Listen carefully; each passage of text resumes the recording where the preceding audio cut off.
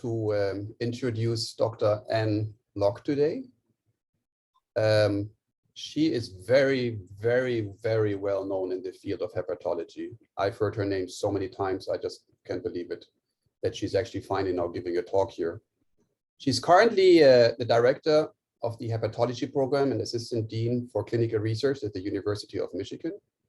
She received her MD at the University of Hong Kong, and then I believe she went to London, where she worked with nobody less than Sheila Sherlock to complete her hepatology training.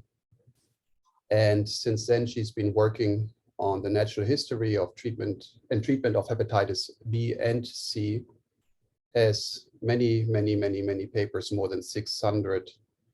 She has been involved in multiple guidelines by the AASLD and the World Health Organization, and has trained many fellows. And as we heard, has recently become a member of the National Academy of Medicine. The title of her talk today is going to be the impact of antiviral therapy on HBV-related HCC and lessons learned from hepatitis B research network.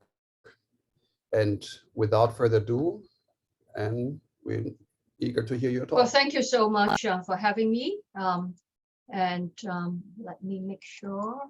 Okay. That looks good. All right. So thank you. And I wish I can see everyone in person, but I think that this is the current era, and I'm happy to meet with some of you later on one-on-one. So these are my financial disclosures. Well, why are we talking about hepatitis B? Then we have a vaccine for hepatitis B. I remember when I came to this country 30 years ago, everyone told me, forget about hepatitis B. If your research focus on hepatitis B, your career will end because we have a vaccine and you're not going to see hepatitis B again. Well, that was far from the truth, because even now, roughly 4% of the global population is infected, and that amounts to about 300 million people. There is definitely a decrease in prevalence, but most of the prevalence decrease is really in young children because of vaccination of newborns. The amount of number of deaths from hepatitis B continues to be high, roughly 500,000 people. And in fact, there has been some increase over the years, largely because even though the prevalence of hepatitis B infection might have gone down, but the global population has increased, so the total number of people infected is still high, and the death rate still remains very high. Now, obviously, death is not just related to liver cancer, but also related to cirrhosis and liver failure. But hepatitis B is actually still the #1 cause of liver cancer, largely because it remains very common in Asian and African countries. Hepatitis B accounts for roughly 40% of liver cancers worldwide, and it accounts for about 22% of cirrhosis death worldwide. But it's not uniformly distributed. And this is the reason why for a number of years, people say, oh, liver cancer is just seen in Asian, African countries. We don't see it in Western countries. This is far from the truth, because as you all in NCI recognize, liver cancer is one of the few cancers on the increase, whereas many cancers are on the decrease. The incidence of liver cancer is on the increase in the United States. We know that hepatitis B is more common in Africa and Asia, but interestingly, and I don't know how accurate this is, because the global disease burden network, they really rely on published literature and make projections. But what is very striking here is green would be death due to liver cancer, and red will be death due to cirrhosis. I have to say that until this paper came out, I didn't realize that in Western Pacific region, majority of the hepatitis B related death are related to liver cancer, whereas in other parts of the world, cirrhosis accounts for a greater number of hepatitis B related death. I think that we first need to verify whether this is true, that the disproportionate high rate of liver cancer is real in the Western Pacific region, and if so, what may be the reason? Well, what causes hepatitis B to result in liver cancer? We all know it's the virus The virus replicates, causes liver injury, inflammation. The liver tries to regenerate, results in fibrosis and cirrhosis, and it may result in DNA changes in the liver cells or in epigenetic alterations. We used to think that it's cirrhosis that leads to liver cancer, but it's really not just that simple, because there are obviously host genetic factors, although we really don't have good genetic markers like breast cancer, where we can say, hey, if you have inherited this gene, then you're more likely. We also know that there are a lot of environmental risk factors as well. Some of these factors, obviously, we have no control over. And therefore, what is important for us physicians is what are the things that we have control over and that we can modify. We know that fibrosis and cirrhosis is a very important risk factor. We know that virus is very important. And we know that the host is also very important. And when we talk about host factors, it's not just the demographics, race, and genetics, but also age and use of other exposure to other environmental carcinogens, such as aflatoxin, alcohol, smoking. And increasingly, we know that concomitant fatty liver disease and obesity might also play a role. And diabetes has also been shown to be a very strong risk factor for liver cancer as well. So among the risk factors, one of the things that we might be able to do something and intervene would be the virus, because studies in Taiwan show that high viral load, high HBV DNA is one of the most important risk factor for liver cancer. So these are the patients with high viral load of 10 to the power 5, 10 to the power 6, and these are the patients with lower viral level. With the availability of antiviral, we can intervene by suppressing the virus.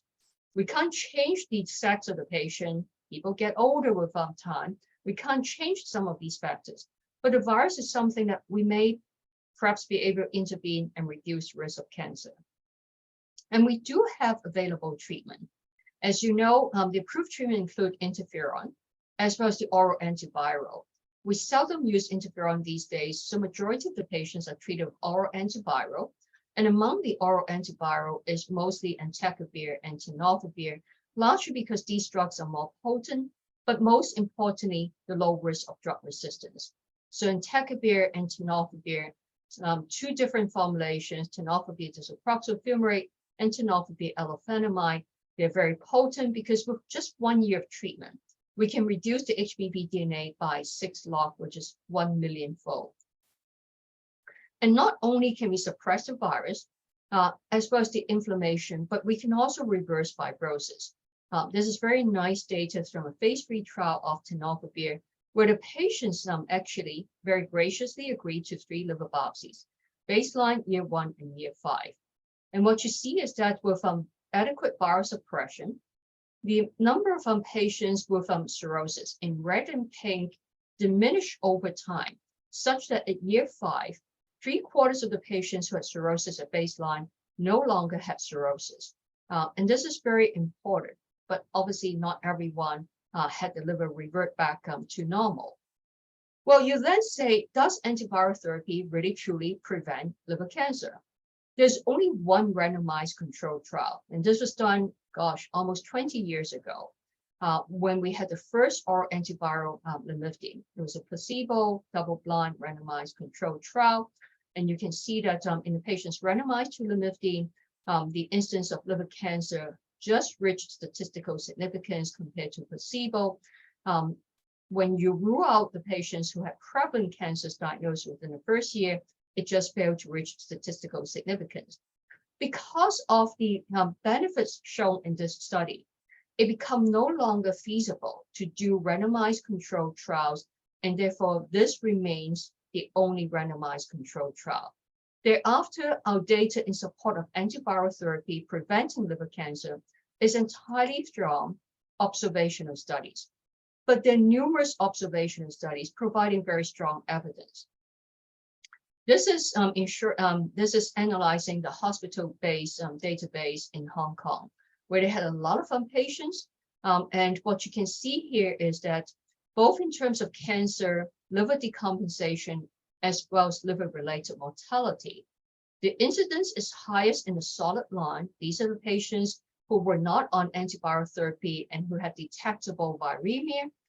The dotted line here would be the patients on antiviral, in which the HBV DNA was suppressed, but they remain surface antigen positive. And the fine dotted line at the bottom here are the patients who are lucky enough to not only have suppressed DNA, but also become surface antigen negative. So antiviral therapy, if it was sufficient to clear surface antigen, would dramatically reduce the incidence of liver cancer. But even if the patients remain surface antigen positive, by suppressing the DNA, the risk of liver cancer is also reduced, although not as dramatically. However, antiviral therapy does markedly reduce the risk of decompensation as well as mortality. Well, why is there a difference between decompensation and liver cancer? I think that's because it just takes much longer to reduce incidence of liver cancer. We all know now that cancer, even though it seems to be a very drastic thing, in fact, the process has started for many years before we are able to diagnose someone with cancer. So putting a patient on antiviral therapy does not immediately switch off that process, and therefore it takes much longer for us to see a beneficial effect. And this is very nicely shown in a European study where they followed 2,000 patients with roughly 500 with compensated cirrhosis who have received entecavir or tenofovir for at least 1 year. In the patients without cirrhosis, the baseline risk of liver cancer is not as high. And you can see that during the first 8 years of treatment, that rate of liver cancer continues to increase linearly. There's really no observable effect of reducing the risk. However, among the patients with cirrhosis, where the risk is much higher, the risk appears to go up linearly in the first 5 years. And then the graph seems to slow down. In fact, this difference is statistically significant. So it does take time. It works. Antiviral therapy does reduce the risk of cancer, but it takes time. And what these authors have found is that, well, why do some patients continue to develop liver cancer despite being on antiviral therapy for 6 years, 7 years, 8 years? Well, these are obviously not predominantly the patients with cirrhosis, but they also are patients who are older. And despite antiviral therapy, they continue to have significant liver stiffness, which is a surrogate measure for liver fibrosis. And they found that none of the patients who developed liver cancer more than 5 years later were in the young people. They were all more than 50 years old at the start of entecavir or tenofovir, possibly because these patients were not only older, they likely have been infected for longer, and therefore it's not as easy to reverse that risk. Now, another way of looking at the benefit of antiviral therapy in preventing liver cancer is to look at the number of people listed for liver transplant. This blue line represents hepatitis B-related liver cancer. So 2002 is really the early days of approval of oral antiviral. And you can see that by 2018, the number of patients listed for liver transplant for hepatitis B-related liver cancer has gone down by roughly half. So very clearly shown that antiviral therapy is beneficial. But hepatitis B antiviral is not like Hep C. It's not curative. Yes, it can suppress the virus, reverse liver inflammation, fibrosis, prevent progression to cirrhosis and liver cancer, and decrease the risk of liver cancer, but doesn't completely eliminate that risk because it does not completely eradicate the virus. And there's a very low rate of S antigen loss. You can suppress the DNA, but many of these patients continue to remain surface antigen positive, and long duration of treatment is required. So there's still a lot of unanswered questions. We've learned a lot about hepatitis B, a lot about hepatitis B-related liver cancer. And we are very thankful that NIDDK sponsored a hepatitis B research network, which started 2008, so it's now 14 years ago. 13 consortium, 21 sites spread in the US, and including one site in Canada, in Toronto. We did 2 observational studies, including adults and children, and 3 clinical trials, 2 in immune-tolerant patients. These represent the first phase of hepatitis B infection, and also one study in adults with immune active disease. We also spin off a lot of ancillary studies. There were roughly 30 ancillary studies in total. And I'm going to focus mostly on the adult cohort study. So who are the patients that we enroll into the adult cohort study? These were patients who were surface antigen positive. At the time of enrollment, no decompensation, liver cancer, or liver transplant, and they were not receiving antiviral therapy at enrollment, unless they had hepatitis D co-infection or they were pregnant. So we were really interested in studying the natural progression of disease, the factors affecting progression, and what happens if you follow patients from the start of antiviral treatment. So after enrollment, we saw the patients at week 12, and then every 24 weeks, we administer all sorts of surveys. We provide standard of care. This was an observational study. So there was no intervention prescribed by the protocol. It was standard of care and with recommended HCC surveillance. And every time the patient came back, we drew plenty of blood for all sorts of research assays. Obviously, as time progressed, some of the patients developed more active disease, and they could be started on antiviral therapy per standard of care or through hepatitis B research network clinical trials. We're interested in studying clinical outcomes, which included ALT flares, cirrhosis, decompensation, HCC, liver transplant, or death, as well as some serological endpoints, the antigen loss, S antigen loss. Now, one unique feature was that we defined all the outcomes, and all the outcomes had to be adjudicated. So when a site says that I have a patient who reached an endpoint, has now developed decompensation, they need to submit the supporting information, and there's a panel that review and say, yeah, your patient met the criteria. So it's very stringent. And this is a map showing where these sites are. So actually NIH is one of the sites, and Mark Garney is the principal investigator, and this is us at the University of Michigan. So let me now divert a little bit and not focus on hepatitis B research network, but coming back to antiviral therapy. So if antiviral therapy can reduce the risk of liver cancer, a lot of people say, should we be putting every patient with hepatitis B on antiviral therapy instead of trying to figure out who should be on treatment, who should not be? Well, this is not what the current guidelines say. The current guidelines say there are very clear-cut cases in which we will be putting patients on treatment. If they have life-threatening disease, they have fulminant hepatitis B, they have severe exacerbations of chronic hepatitis B, they have decompensated cirrhosis. We also recommend treatment for patients with compensated cirrhosis, regardless of the DNA or the ALT level. But for the other patients without cirrhosis, we'll say we will only recommend antiviral therapy if we think that they're at high risk of progressive liver disease. Well, what does that really mean? We think of the natural cause of chronic hepatitis B as constituting different phases. In the very early phase, patients are antigen positive with high DNA, but normal liver enzymes, and we say that they're in the immune tolerant phase. Now, immunologists really frown at this terminology because this is really a clinical description and not an immunological description. Then the immune system appears to be more aware of the hepatitis B virus, and we start seeing liver cell injury, ALT increase, and the DNA might suppress. And if the patients are lucky, they undergo E to anti-E seroconversion. But for some patients, this period might last for years and sometimes even for more than a decade. And during this period of time, all these activity might result in liver injury, fibrosis, and set the stage for cirrhosis. And this is where we would recommend treatment because we don't want this to go on forever. Now, for the lucky patients who undergo spontaneous E to anti-E seroconversion, many of them would go into a quiescent stage.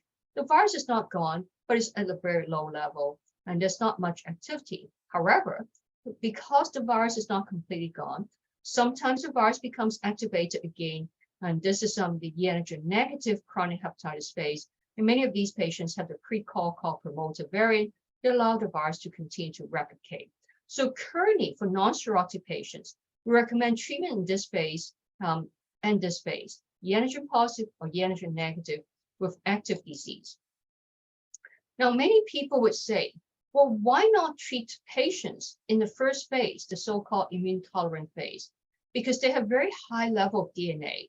And there are many studies that show that persistent presence of the antigen and high DNA is associated with increased risk of cirrhosis and liver cancer. And with many diseases, we say early treatment is better than waiting for the disease to progress. And we know that hepatitis B can be integrated into the host genome. And if we treat early, maybe we'll reduce the risk of malignant transformation. Well, as I've indicated, there are many studies that propose and support that we should be treating early. So this is a study from Korea, where they look at some patients in the immune tolerant phase who are not receiving treatment and those in the immune active phase who receive treatment. They say, you say these patients, you don't need to worry about them. They have normal liver enzymes, they're young, but in fact, they have higher chance of developing liver cancer compared to those with active disease who are receiving treatment. We should be treating them. Well, that's sort of one piece of evidence pro-treatment. Well, the other study, which is a Taiwan study, they look at some patients who are antigen positive, and if you don't treat them and you wait for them to undergo spontaneous seroconversion, the people who have seroconversion late in life, after the age of 40, they also have a high chance of liver cancer and also have a high chance of cirrhosis.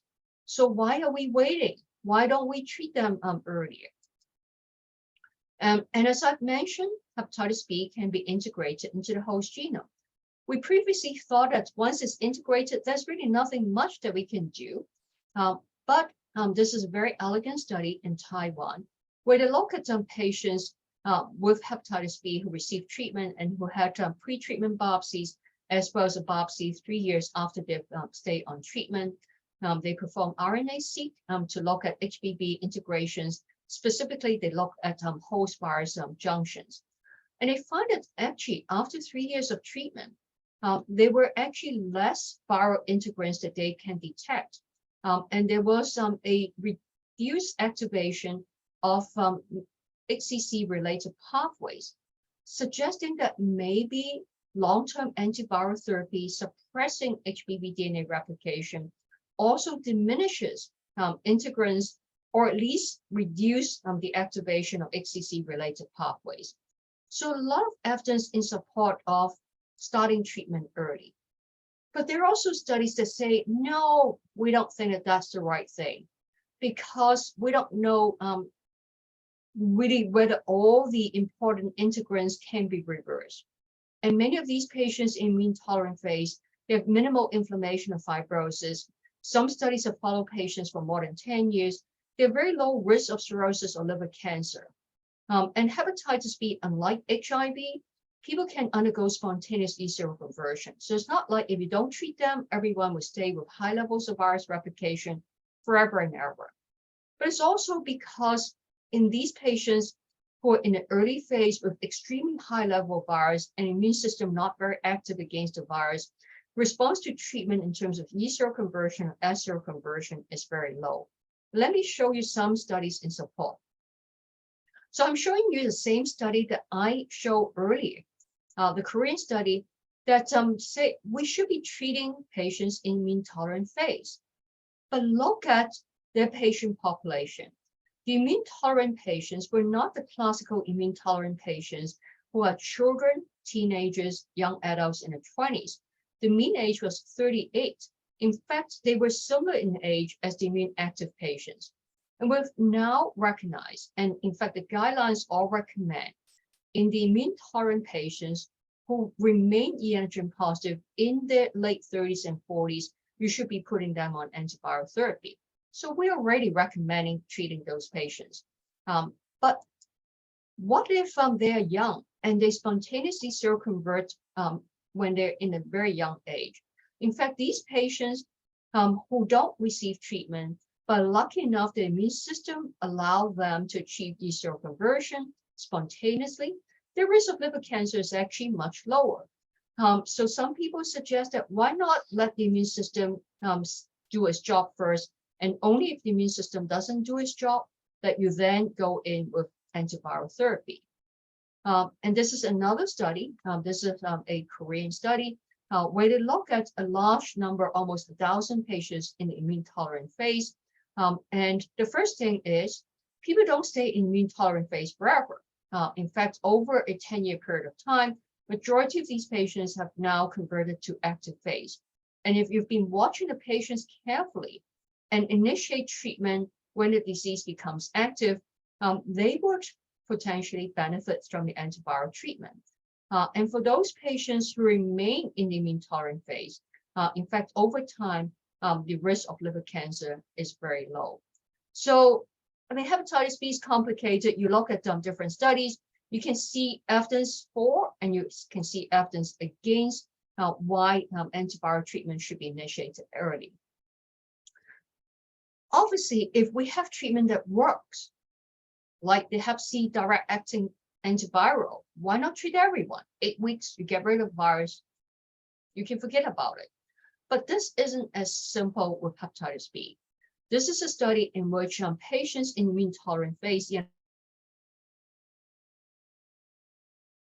positive, high DNA, normal liver enzymes, they were randomized to either tenofovir monotherapy or combination of tenofovir plus FTC. And after 4 years of treatment, in fact, you couldn't get the virus to be completely suppressed because these patients died with such high levels. 4 years continuous treatment with a potent antiviral couldn't even suppress the DNA to undetectable. And pretty much no one achieved E cell conversion, and definitely no one achieved S antigen loss. And when treatment stopped at year 4, everyone relapsed. So this is one of the reasons why we're hesitant about treating patients in the early immune tolerant phase. So what did we do in the hepatitis B research network that I mentioned, the NIDDK funded network? We said, well, you know, studies looking at oral antiviral alone doesn't seem to work with these patients. Studies looking at PAC interferon alone doesn't seem to work. What if we combine the two of them together? So what we did was we give the patients 8 weeks of entecavir, lower the virus level first, and then we add on PAC interferon therapy and continue for a total of 48 weeks. We had more patients in the pediatric cohort than in the adult cohort, but essentially the trials were a failure because we only had 2 out of 60 patients achieve the antigen loss with suppressed DNA in the pediatric cohort, where only 1 adult responding, but this patient wasn't able to maintain the response during the post-treatment follow-up. In fact, the disease got worse after treatment was stopped. So this is what happened. We start the patients on entecavir, sharp drop in DNA, add on interferon, continue the entecavir, continue suppression of virus. But the moment we stop treatment, everything bounced back. So if we treat patients in this early stage, we'll have to continue treatment forever and ever. Otherwise, we're just getting a very transient benefit. And again, interferon tends to cause a flare in the liver enzymes, but surprisingly, and this is actually a very important finding from the hepatitis B research network, and I'm sure that Barbara later on can comment, because we use the term immune tolerant very loosely as clinicians, not as immunologists, but you can actually see in this group, it's very interesting. When the virus all of a sudden bounce back up, usually in patients who are in the immune active stage, you suppress the virus, you take the patients off treatment, the virus rebound, you expect the ALT to shoot up.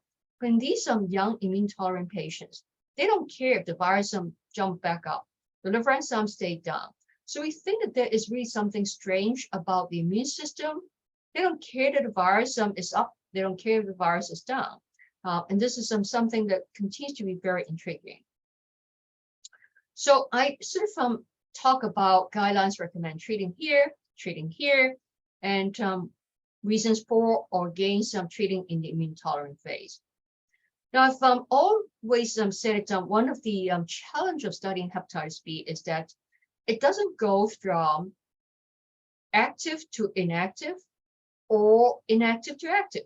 It will be up and down, up and down. In fact, this is a slide that I sort of put together this figure 25, 30 years ago to show this fluctuating course. which means that we oftentimes would catch patients that are neither in this phase nor in this phase. They're what we call the gray zone, or sometimes we call them indeterminate. So what do we do with these patients? And we try to study them in the hepatitis B research network. This is at baseline. We look at the adults and we try to classify them. Do they belong to the immune tolerant? Oh, only 4%. E antigen positive active immune, only 19%. E negative immune active, 23%. This is actually inactive, 23%, active, 17%. But the bulk of our patients were actually in the indeterminate phase. 40%, the largest group, were indeterminate. They were in a gray zone patients. So what do we do? If the patient has, what do we mean by gray zone? Gray zone would be, well, the DNA may be highish, but the liver enzyme will be normal. Or the liver enzyme will be highish, but the virus will be low. They are neither active nor inactive. Do we treat them? Do we not treat them? What's the risk of developing liver cancer? So actually, Mark Ghani presented this as a poster 2 years ago. Looking at HBRN patients. We had two big groups of indeterminate patients. They're all E antigen negative. So this group had low DNA, but elevated liver enzymes. This group had highish DNA, but normal liver enzymes. What happened to them after 5 years? Well, the majority of them either still stay in the indeterminate phase or they converted to the inactive phase. And some of them obviously started treatment, some of them achieved surface antigen loss, and a small proportion of them did progress to active disease at some stage. And this raised the question, if I see a patient in an indeterminate phase right now, do I treat, do I not treat? And if I don't treat, what happens to these patients? Because right now, the guidelines would say, watch these patients. If they stay in the indeterminate phase for a long period of time, then consider treating them, particularly if they're older patients. So this is a study now looking at retrospectively non-cirrhotic hepatitis B patients in the US and in Taiwan, a fairly large group. And these patients were considered to stay in the indeterminate phase after at least 1 year of follow-up. And they found that these patients actually had a very high risk of liver cancer. They didn't receive treatment. Their hazard ratio of liver cancer was 14-fold higher than those in the inactive phase, particularly if they were older. So the authors concluded that we should go ahead and treat everyone in the indeterminate phase. But there were a lot of problems with this study. Because it all depends on how frequently you monitor the patients in the gray zone. Because the gray zone patients, as I've shown you, many of them are moving in and out of active or inactive phase. And if you follow them closely, as they go from indeterminate to active phase and you put them on treatment, maybe you would have prevented this high rate of liver cancer. And indeed, my conclusion with this study was the authors were not carefully monitoring the patients because over mean follow-up of 11.5 years, they only tested ALT 8 times, which means that they tested the ALT less often than once a year. The hepatitis B virus DNA was only tested 3.8 times, so they were testing HBV DNA once every 3 years. So one of the reasons why they had such a high rate of liver cancer was many of these patients might have progressed to active disease, were missed, and therefore did not get a benefit of starting antiviral therapy when they progressed to active disease. So I think the jury's still out. What should we do with the indeterminate patients? All that I can say is that as we study hepatitis B more and more carefully, we realize that we can't really put patients into buckets very easily, because a high percentage of them fall outside the bucket on the floor. The majority of these patients are E antigen negative with low DNA, less than 2,000 IU per ml, but elevated liver enzyme. Now, some of them may be in transition to other phases, most commonly to inactive phase. And we need to follow them closely because we want to catch people who transition to the active phase so we can initiate treatment if necessary. But some of them do stay in the indeterminate phase for a long period of time. These patients might benefit from antiviral therapy, but some of them, the reason why they've elevated liver enzyme despite low DNA might have concomitant fatty liver, and we need to evaluate that. Because if the reason why they have active disease and why the liver disease will progress is from fatty liver or other hidden causes, then antiviral therapy alone may not confer benefit. So let me now sort of come back more to HBRN. One of the things that we really set out to do is really study the long-term outcomes of chronic hepatitis B patients, particularly those living in North America. Well, why study North America? There have been tons of studies published in Asia.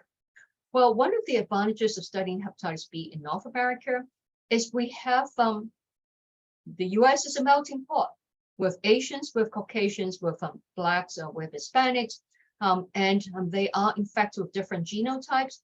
They have different genetic background, and therefore it allows us to do some comparison as to whether certain genotypes or certain racial ethnic groups would be associated with different outcomes.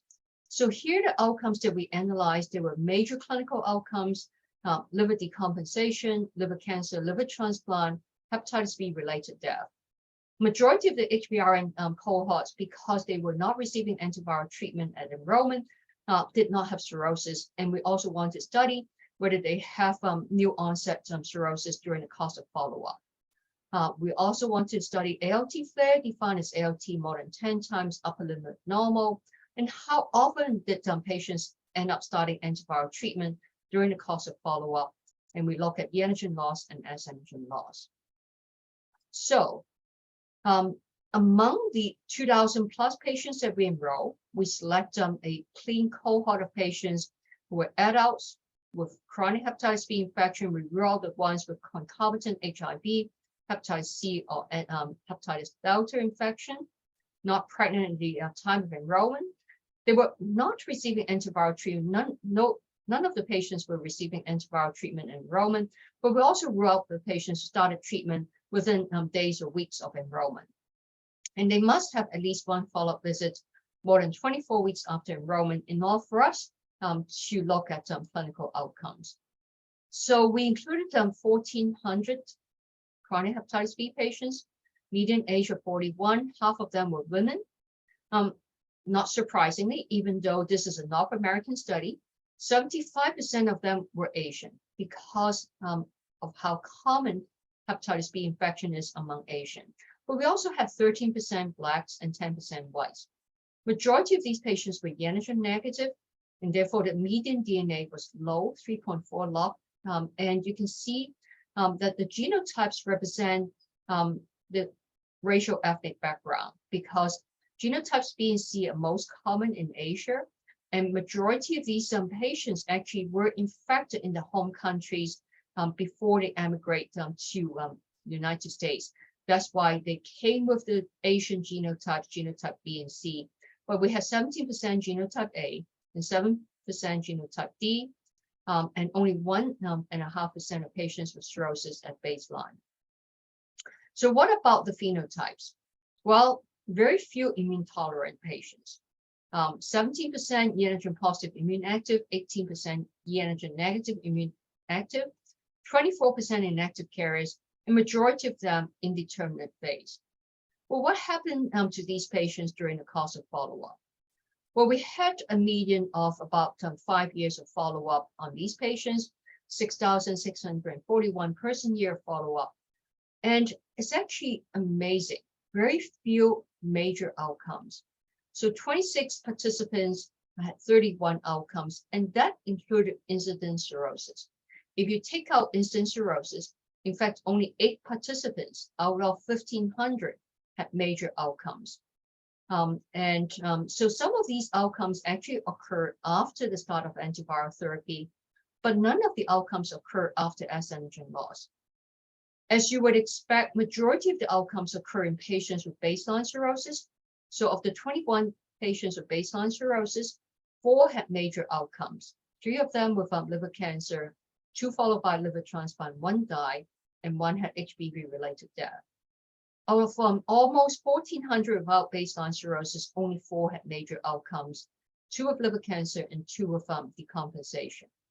But when you look at those with major outcomes, initially we're thinking, well, it must be all in the Asians and Blacks because we read about the literature, hepatitis B is worse in Asians and Blacks. Surprisingly, actually, even though only about 10% of our population of our study cohort were white, there were more outcomes in the white. But these are small numbers, so we can't really say too much. Not surprisingly, majority of them were men, somewhat older. Some of these outcomes, as I've mentioned, occur after the start of antiviral. Again, not surprising because antiviral therapy does not completely reduce the risk of liver cancer. And most of the outcomes, half of the outcomes were related to liver cancer. So this is another way of looking at the outcomes. So we had a cohort of 1,400 patients. Among the 21 baseline cirrhosis, 3 liver cancer, 1 death. Among the people without baseline cirrhosis, 2 liver cancer, 1 decompensation, 19 had instant cirrhosis, 1 also had decompensation at the time of diagnosis of cirrhosis. So you can see that having progressed to cirrhosis is a major factor in outcomes and a major factor in liver cancer. This is another way of looking at outcomes. So among the patients with cirrhosis, the probability of major outcomes 16% at year 4. In those without cirrhosis, even up to year 7 of follow-up, is less than 1%. And if we include instant cirrhosis, then it's a little higher, and even then it's only 2% at year 7. So this is quite different from what you read about hepatitis B being devastating, a major killer. And why would that be the case? Well, this is because this study was conducted at a time when antiviral therapy is available and is highly effective. And in fact, even though majority of these patients were not receiving antiviral therapy at a time of enrollment, a lot of them did receive antiviral therapy during the course of study. 274 initiated antiviral treatment per standard of care. In fact, by year 7, almost 30% of them had started antiviral therapy. In addition, we had more than 100 that were subsequently enrolled into hepatitis HBRN clinical trials, although the outcomes were censored at entry into trial. So I think that's the reason why we're seeing good outcomes or low risk rate of outcome is because we're following these patients and we were starting them on treatment when we feel that there is a need.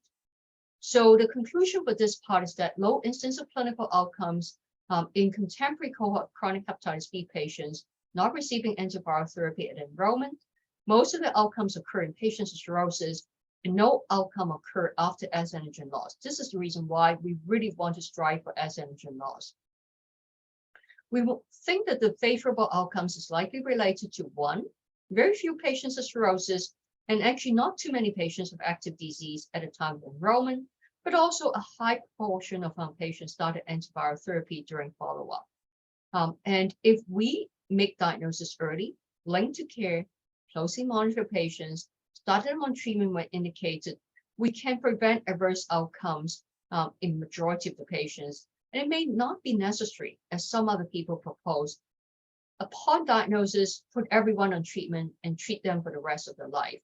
Now, I'm not saying that that's necessarily wrong, but it may not be necessary for all patients. So another thing that we look at in HBRN, we all know that globally, hepatitis B is more common in Asia and Africa.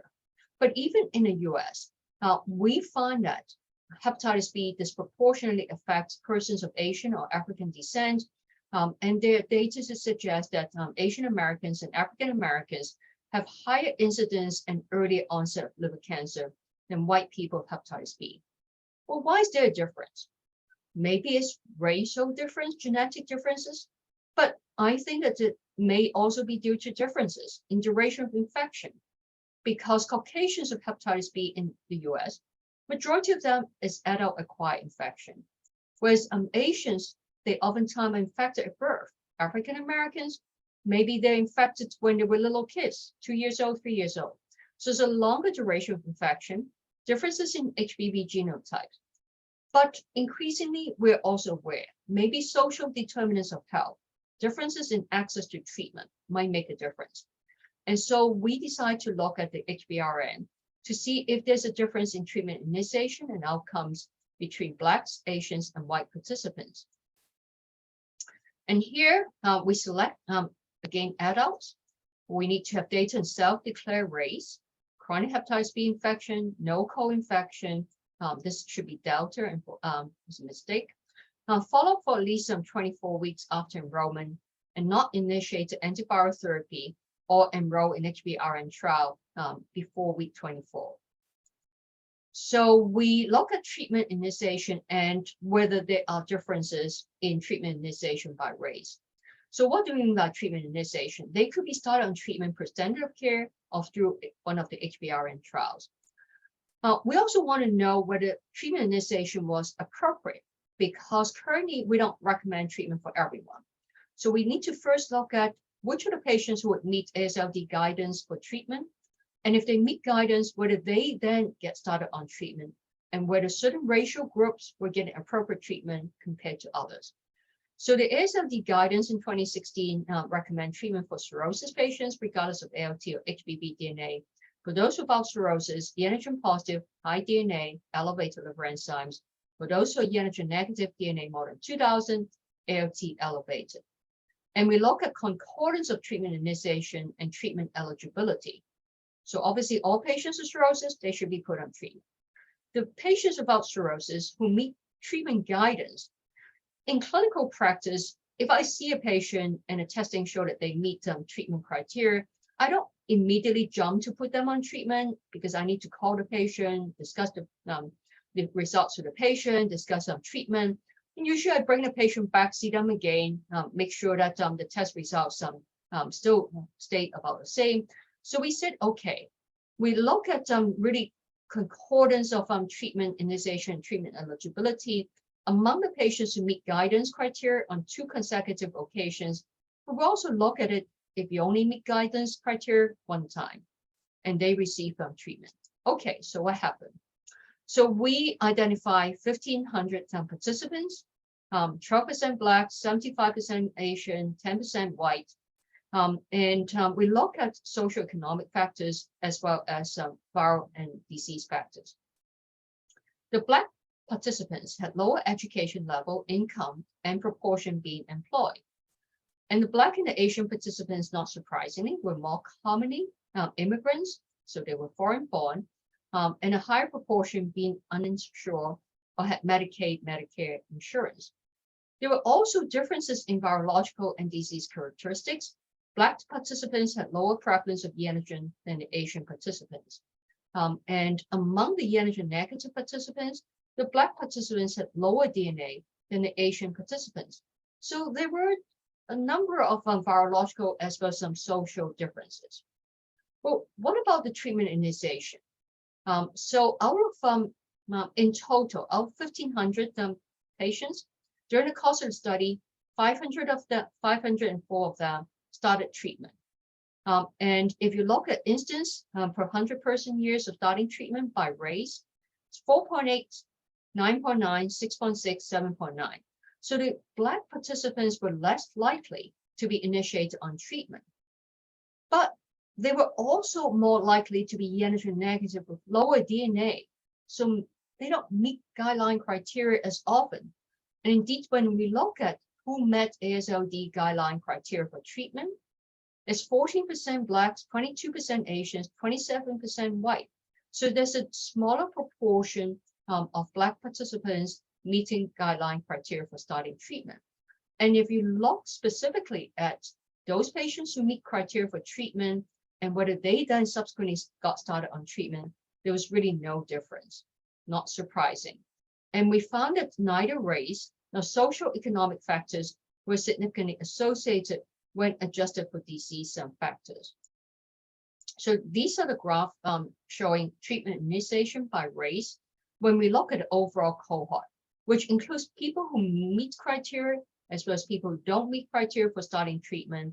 And in red, the Black participants had lower rates of treatment initiation. But when you look at participants who met 2016 AASLD criteria, whether you look at people meeting criteria 2 consecutive visits or at a time when they first met guideline criteria, there was really no difference by race. Well, what about outcomes? Well, there were very few outcomes. If you look at liver cancer, there were 7 liver cancer in total, none among the Blacks, 5 among the Asians, 2 among the whites. If you look at decompensation, there were only 2, 1 among the Blacks and 1 among the whites. So we really couldn't analyze because the overall outcome event was so small, but it appeared that it did not differ by race. The only thing that we noticed that is different is really rate of S antigen loss, where it's far less common among Asians. We don't know whether this is related to HBV genotype or whether this is related to a much longer duration of infection or other factors that we aren't able to tease out. So what do we learn from this sub-analysis? Well, in this really large cohort, 1,500 racially diverse adults with chronic hepatitis B, rates of treatment initiation were highest among Asian and lowest among the Black participants, but that's really due to differences in proportion meeting treatment criteria. And among those who meet some treatment criteria, the treatment rates did not differ by race despite marked differences in education, income, and type of health insurance. And race was not an independent predictor of time to treatment initiation when adjusting for disease factors. And the clinical outcomes were rare, regardless of the race, so we couldn't really analyze. So coming back to, should we be starting antiviral therapy because it does reduce the risk of liver cancer in every single patient at the time of diagnosis? I think the HBRN study showed that excellent outcomes can be achieved by following current guidelines, treating those who meet the criteria, and monitoring those who don't meet the criteria and treat when indicated. Now, some of my colleagues would say, but that's very cumbersome because you have to keep following the patients to figure out when they meet criteria and then make sure that you start treatment at the right time. I would argue that even if I put everyone on treatment at a time of diagnosis, I still should be following them because I can't give them a prescription for the next 70 years of their life. Somehow I have to refill the prescription. Somehow I have to sort of check, are you still taking the medicine? Has something else happened to your life? Is your kidney function still normal? Because these oral antiviral, the dose needs to be adjusted according to the renal function. It's not true that if I put everyone on treatment, I can forget about them. I don't need to monitor them, and they'll be living happily thereafter. So I think that this continues to be a matter of this debate. But what I hope is that sometime in the future, we'll be able to have very highly effective curative treatment, like with hepatitis C, in which case we no longer need to struggle when to start treatment and make sure that we don't miss the boat. Thank you for your attention. Thank you, Nana. That was very, very interesting. Lots of data to digest, I think. So if you have questions, you can put your camera on and ask direct. And I know there's 2 in the chat if you want to start. Maybe we want to start with those from Mukesh Verma. Do you want to ask yourself? Yeah. I think I will read it up. Hello. My question is related with influence or contribution of microbiome overall in HCC, HBV-related HCC, considering like gut microbiome, they are 92% of whole microbiota. So what do you think about that? Well, I am quite sure that it may have some influence because we now think that the gut microbiome is more important than even our own sort of genetic composition. But I think that we're just beginning to study. I am aware of several papers looking at immune response to hepatitis B in relationship to gut microbiome, but in terms of relationship to liver cancer, I am not aware of very robust data. Well, one of the problem is, at what time point do you study the gut microbiome? Because the path from infection to liver cancer is usually over many decades. If you study the gut microbiome at a time of diagnosis of liver cancer, it may not be relevant. But do I study it at a time of diagnosis? And at a time of diagnosis could be within a few months of the patient getting infected, or could be 50 years after they've been infected. So I think that these confounders are going to make it very difficult to tease things out. Jin, you want to ask next? Yeah. And another question, I got the answer Sure. because I was asking about other oncogenic viruses, but in your cohort, you selected which do not have any other infection. Yeah, we specifically rule out, exclude the patients with co-infection of HIV, hepatitis C, and Delta, because otherwise you're looking at, and we have very small number of patients with co-infection. So we just want a cleaner cohort to study. Sure, thank you. Shin?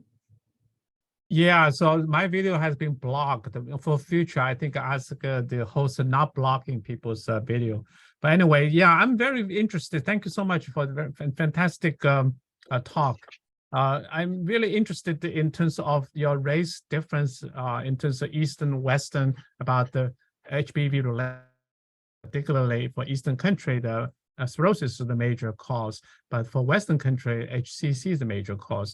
I'm just curious whether this is the biology behind it or whether this is simply due to diagnosis, related or clinical care related. So do you have any just stratified data that for example, in the United States? So that early slide, it's really Western Pacific. So Western Pacific would be like Korea, Taiwan, and Southeast Asia is really the India, Pakistan subcontinent. And there are several differences there. One is the Western Pacific would be like China, Taiwan, Korea. People tend to get infected with hepatitis B perinatally. It's more genotype B and C, whereas Southeast Asia is usually early childhood infection, more like Africa, and it's genotype A and D. But I have to say that until I saw that slide, which is in that Lancet paper that came out last year, I did not realize that there's such a big difference in Western Pacific and Southeast Asia. The first thing is, this is based on modeling data, how accurate it is. And if this is true, is it really related to virus and virus genotype? Or is it related to perhaps a longer duration of infection? And perhaps when you're infected with the virus perinatally, it really sort of upset your immune system in such a different way compared to early childhood infection. I don't completely understand. All right, then there's another question from Aviral Sherka. Hi, Anna. Excellent presentation. Across the racial groups, even in patients who met criteria for treatment, less than half were actually treated. And this is in an idealized population that's well followed by expert clinicians. Can you comment on that? Is that a reflection of the criteria or something else? Yeah, well, actually, we were a little embarrassed when we look at the data and say, oh my God, even when patients met criteria on 2 consecutive occasions, not everyone got started on treatment. Well, there's several potential reasons. One is, as you know, in HBRN, we did not really collect data on why the patients start on treatment versus why the patients don't start on treatment. Sometimes it could be the patients refuse to start on treatment because this is largely asymptomatic disease. I personally have patients in whom I say to them, hey, your liver enzymes went up, your virus DNA went up, it's time to start you on treatment. And then they would say, okay, what does it really mean? Oh, you take a pill. How long do I need to take a pill? At least 4 to 5 years, and maybe for the rest of your life. They'll say, let me think about it. And the next visit, they'll say, let me think about it. And let me think about it. So that's one of the problems. Sometimes the patients decline treatment.